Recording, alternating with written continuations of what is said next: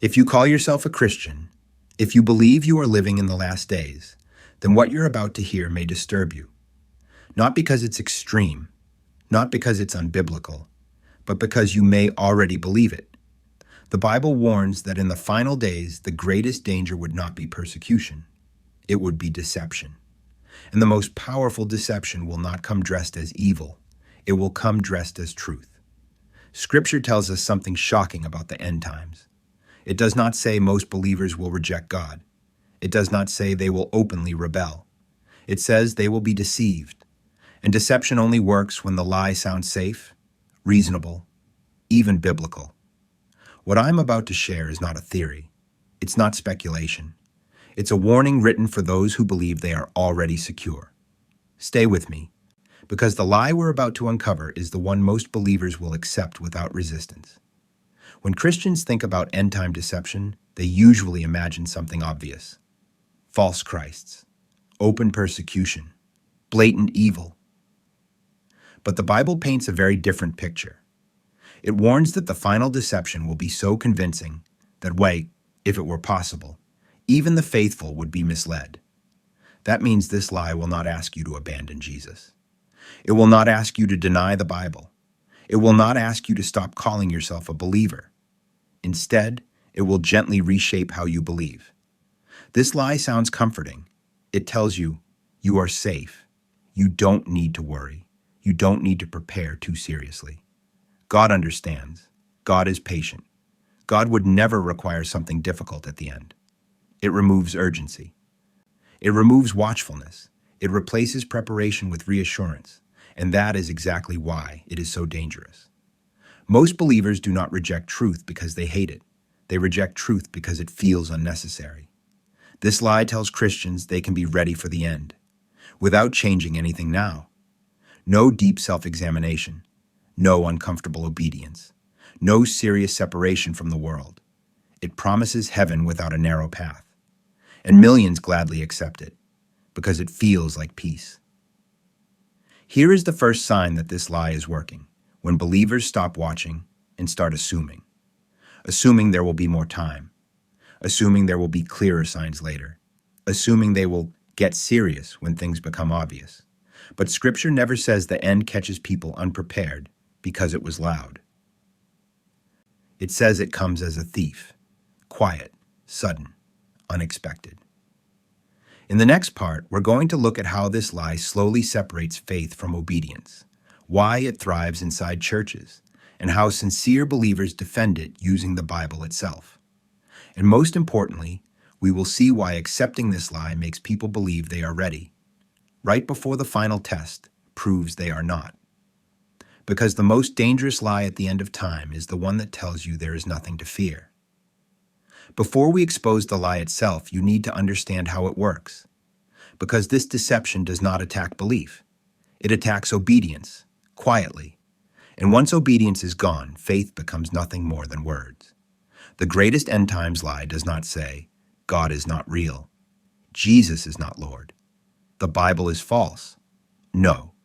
It says something far more subtle. It says, obedience is optional. Preparation is extreme. Watchfulness is unnecessary. God would never test his people severely at the end.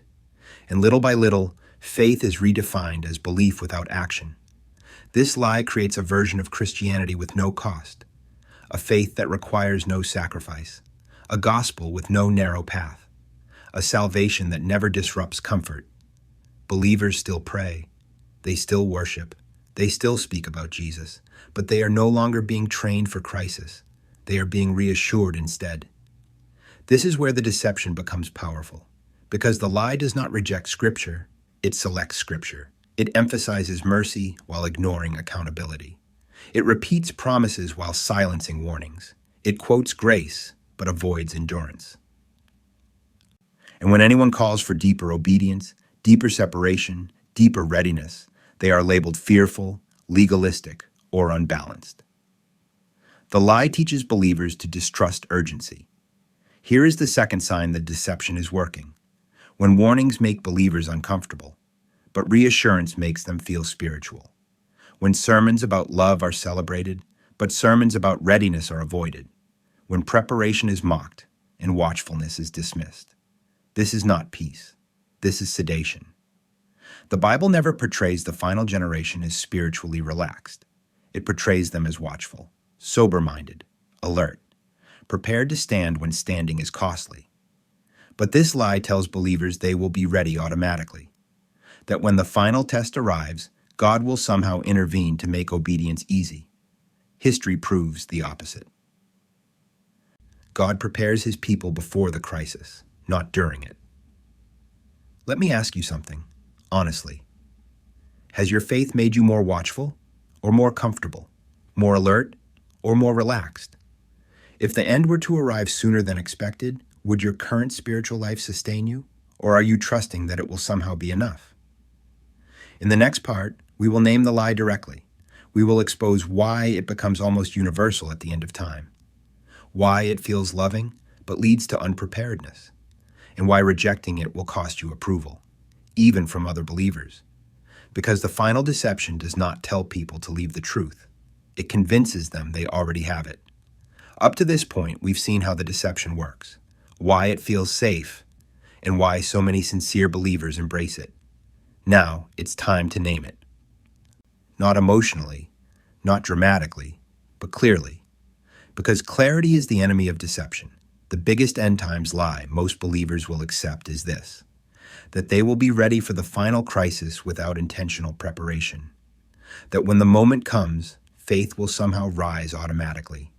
That obedience will be easy when it matters most. That character is formed instantly under pressure. This lie whispers, "You'll stand when the time comes." Scripture never says that. This deception removes responsibility from the present. It teaches believers to postpone seriousness, to delay transformation, to assume readiness instead of building it. But crisis does not create character. It reveals it. The final test will not make people faithful. It will expose who already is. Throughout Scripture, God's people were always prepared before the test.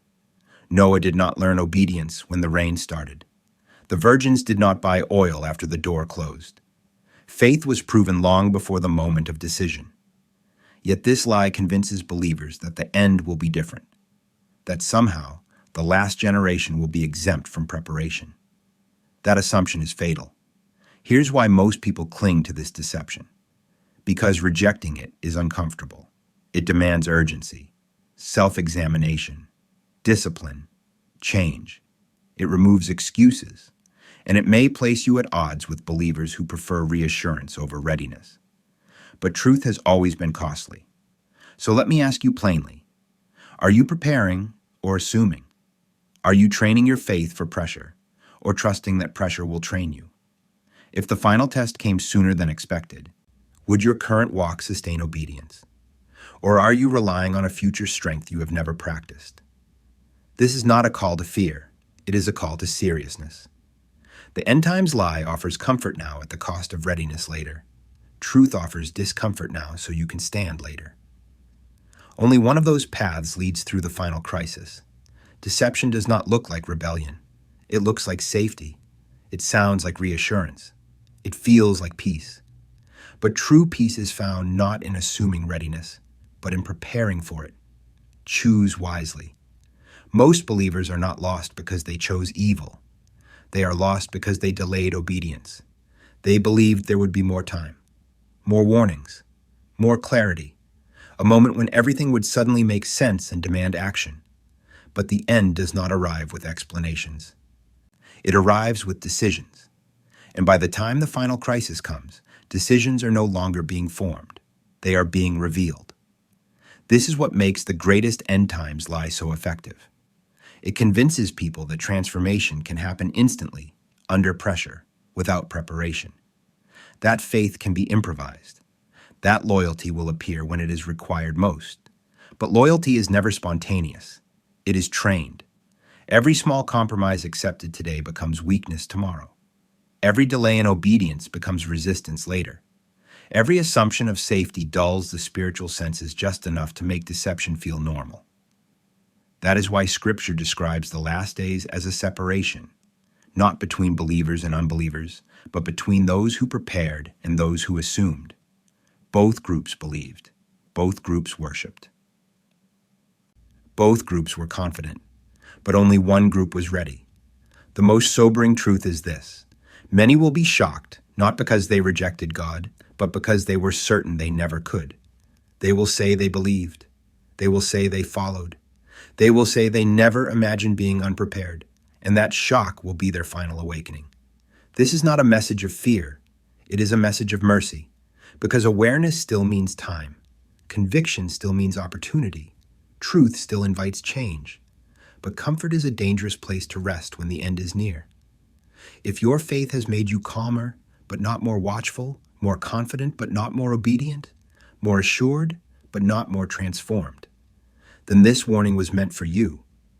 The greatest deception of the end times does not tell believers to abandon Christ. It tells them they are already ready. And only those who refuse that lie, who choose preparation over presumption, obedience over assumption, truth over comfort, will stand when standing costs everything.